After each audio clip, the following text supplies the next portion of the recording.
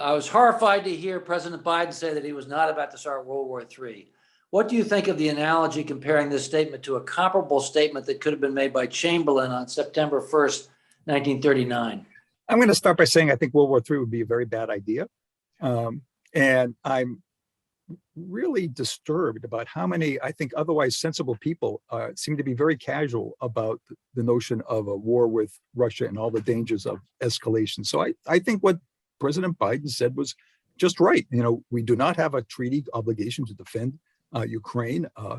A confrontation with Russia has immense risks, and we're doing a lot to, help the Ukrainians as it is. So I think that what the president's doing is just right. There's some confusion about what makes you strong, in quotes, and there's some confusion that being willing to talk about doing terrible, violent things and say, oh, we wouldn't mind having a nuclear war. No, that somehow that makes you strong. No, that makes you dangerous, and it's exactly the wrong thing to do. What these weapons are deterrence. We hope that all of our military capabilities are deterrence. Deterrence means you say we will not use them unless as long as these conditions are satisfied. For nuclear weapons, these conditions are a lot of conditions, but there's a wide scope under which we hope we would not use nuclear weapons. But there are some conditions where we would use nuclear weapons, and one of them is if somebody else started using them, against us. And that's an important role of those nuclear weapons.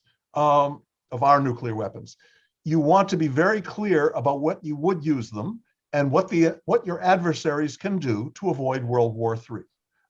So saying, we're not going to start World War III as long as, the Russians, behave according to certain norms.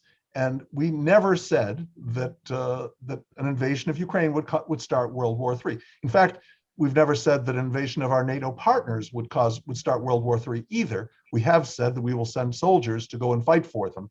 And that leads to a very good question as to how high up the weapons go below nuclear, we hope. But you don't want to just say, I would love to start a nuclear war. No, you don't want a leader who says that. That is A, dangerous in itself, and B, it scares your people into thinking, well, if they're going to start a nuclear war anyway, why don't I try to grab some territory first?